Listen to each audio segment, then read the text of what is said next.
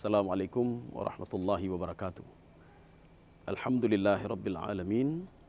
Wassalatu wassalamu ala asyrafil anbiya'i wal mursalin wa ala alihi wa ashabihi ajma'in. Raditu billahi rabba wa bil islami dina wa bi Muhammadin nabiyya wa rasulah. Rabbi syrah li sadri wa yassir li amri wahlul 'uqdatam min lisani yafqahu qawli. Allahumma ja'al jam'ana hadza jam'an marhuma wa tafarruqana min ba'dihi tafarruqan ma'suma. Kaum muslimin dan muslimat, pemirsa sekalian yang dirahmati Allah Subhanahu wa taala. Ketika kita berbicara tentang kewajiban puasa Ramadan, kita tidak terlepas juga dengan zakat fitrah yang kita keluarkan kewajibannya di akhir bulan suci Ramadan. Kita kalau melihat makna zakat itu sendiri, zakat itu artinya an-numu ya. Jadi artinya dia itu berkembang. Atau kalau kita lihat juga di dalam ini lain lagi, zakat itu artinya apa? Membersihkan diri. Pembersihan diri. Karena makanya zakat itu mengandung dua unsur ya. Jadi makanya di dalam kenapa kita harus membayar zakat, karena ada dua unsur. Yang pertama untuk membersihkan diri, yang kedua adalah bagaimana kita berinteraksi sosial dengan masyarakat. Jadi ada hubungan sosial kita dengan masyarakat. Yang pertama membersihkan diri, yang kedua hubungan dengan masyarakat. Jadi artinya zakat itu tidak hanya membersihkan diri kita sendiri, tetapi juga ada hubungan kita distribusikan. Bagaimana distribusikan zakat itu? Ada juga di dalam Al-Quran, dalam surah At-Taubah, Allah Subhanahu wa taala menyebutkan, A'udzubillahi minasyaitonirrajim. Bismillahirrahmanirrahim. Khudh min amwalihim sadaqatan tutahhiruhum wa tuzakkihim biha. Kita akan membedakan apa makna tutahhir dan tuzakihim. Jadi zakat yang diambil itu kita masih umum bicara, belum masuk ke dalam zakat fitrah. Jadi secara umum itu zakat yang diambil itu, kewajiban yang diambil itu yang pertama tutahhiruhum wa tuzakkihim biha. Tutahhir yang dimaksudkan di sini itu penafsir sepakat semua kalau tutahhir itu apa? Tutahhir minadz-dzunub. Jadi dari dosa. Jadi untuk menghilangkan dosa-dosa kita itu maka harus bayar zakat. Ini makna tutahhir. Kalau tuzakkihim, ini hubungannya dengan akhlak. Jadi pembentukan karakter. Kalau kita dulu bakhil, maka dengan akhlak, dengan zakat itu bisa memperbaiki akhlak dan moral. Ya, ini yang beda tutahhir wa tuzakkihim. Begitu juga dengan zakat fitrah yang kita tunaikan di bulan suci Ramadan. Jadi zakat itu banyak sekali, ada zakat mal, ya.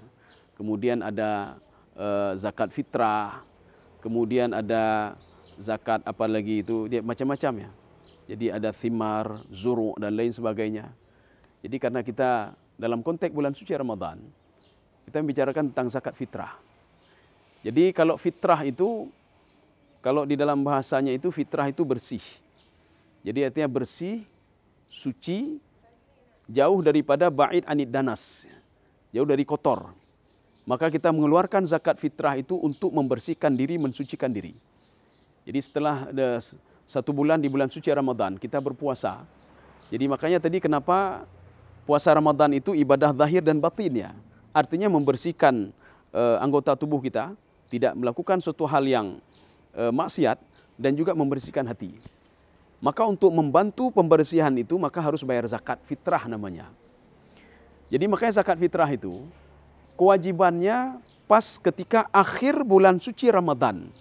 Jadi ketika terbenam matahari, contoh misalnya, itu terbenam matahari pada pukul 7.30 atau 6.30 lah, 6.35 atau 6.30. Di waktu itulah sudah wajib untuk membayar zakat. Jadi zakat fitrah itu wajib dibayar. Jadi bagaimana kalau ada orang meninggal sebelum jam tersebut, sebelum terbenam matahari, maka tidak wajib bayar zakat fitrah. Jadi tidak wajib bayar zakat fitrah. Kita bisa melihat nanti di dalam kitab I'anah Talibin pada juz 2 tentang pembahasan masalah zakat fitrah. Seorang yang meninggal dunia sebelum terbenamnya matahari, maka dia tidak wajib bayar zakat fitrah. Bagaimana kalau ada anak masih di dalam janin dan dia meninggal dunia, tidak wajib zakat fitrah. Bagaimana kalau ada seorang anak, dia lahir sebelum setelah terbenamnya matahari, maka dia tidak juga wajib bayar zakat fitrah. Kenapa? Karena dia tidak menyaksikan akhir-akhirnya bulan suci Ramadan. Dia langsung masuk wajib bayar zakat. Ya. Jadi artinya kewajiban zakat itu setelah mulainya terbenam matahari sehingga masuk pelaksanaan salat Idul Fitri. Sekarang memang kita ini banyak perselisihan. Ya. Perselisihan artinya begini, ada yang membayar dengan qut balad. Qut balad artinya makanan pokok yang mereka makan. Kemudian ada yang mengatakan ini kalau bayar dengan duit bagaimana? Jadi di dalam mazhab Syafi'i, Imam Syafi'i tidak merekomendasikan kalau bayar dengan duitnya. Jadi Imam Asy-Syafi'i, beliau mengatakan bayar dengan qut balad. Apa yang kita makan? Kita makan beras berarti bayar dengan beras. Kita makanan pokok yang lain berarti kita makanan itu. Jadi bayarnya berapa? 2,8 kilogram. Ini sesuai juga dengan keputusan MPU Aceh pada tahun 2014. Jadi sudah dikeluarkan keputusan seperti itu. Artinya kalau dalam mazhab Syafi'i bayarnya 2,8 dan tidak direkomendasikan, bahkan Imam Syafi'i tidak menganjurkan dan tidak membolehkan membayar dengan duit. Jadi harus bayar dengan qut balad, apa yang dimakan oleh masyarakat pada waktu itu. Ini mungkin ada kendala-kendala muncul pada masyarakat kita. Bagaimana kalau ingin membayar dengan duit? Apakah boleh atau sah atau bagaimana? Jadi ada mazhab Hanafi. Imam Hanafi, beliau itu membayar dengan qut balad ya. Cuma beliau bayarnya dengan korma, kemudian dengan gandum ya. Kemudian beliau itu membuat jumlahnya itu 3,8 kilo. Jadi bukan 2,8 kilo. Berbeda dengan Imam Asy-Syafi'i. Jadi artinya apa? Dan beliau juga merekomendasikan. Imam Hanafi merekomendasikan untuk membayar itu dengan duit. Jadi merekomendasikan. Artinya kalau kita ingin membayar dengan duit juga, bayarlah dengan standar Imam Hanafi. Standar yang pertama apa? Itu jumlahnya 3,8 kilo. Jadi tidak boleh kita membayarnya dengan harga punya Imam Asy-Syafi'i, itu tidak boleh. Jadi Imam Syafi'i 2,8 contoh ya. Kita hargai duit dengan 2,8, itu tidak boleh. Jadi ini kalau ingin cari solusi ya, kalau kita ingin mencari solusi boleh membayar dengan duit ya. Kita harus ke mazhab Hanafi ya, mazhab Hanafi.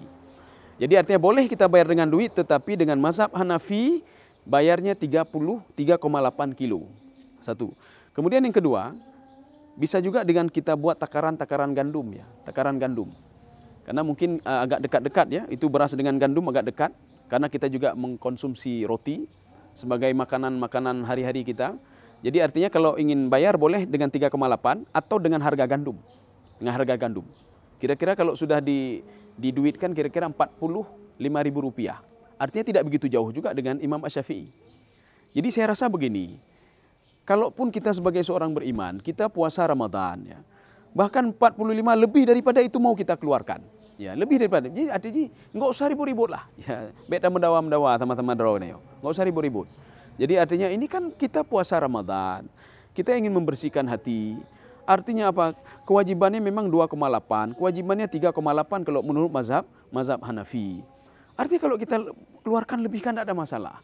Jadi tidak usah kita ribut-ribut gara-gara masalah duit ini, gara-gara masalah itu ribut. Kenapa ini bayar duitnya harus dengan Imam Hanafi? Sedangkan kita tidak mengkonsumsi gandum, tidak mengkonsumsi ini. Ini solusi artinya. Solusi apa? Kalau kita bayar pun duit dengan harga Imam Asy-Syafi'i sampai tidak pernah merekomendasikan bayar dengan duitnya. Harus bayar dengan beras. Makanya kalau seandainya kita ingin bayar dengan beras, apa susahnya? Kita kan untuk membersihkan diri kita juga sendiri. Oh ini susah pergi. Susahnya kalau kita lihat cuma untuk kita beli saja susah. Ya, tapi artinya kan ini kan untuk diri kita juga sendiri. Jadi artinya kalau Imam Syafi'i minta 2,8 lebih daripada itu mau kita berikan. Karena demi kita sendiri. Jadi artinya solusi yang kita ambil tadi, kita gunakan 3,8 kilo, ya 3,8 kilo tapi versi Imam Hanafi. Dan duitnya juga kira-kira 45.000 lah. Atau paling nggak lebih lah sedikit. Ya, kalau ingin bayar dengan duit.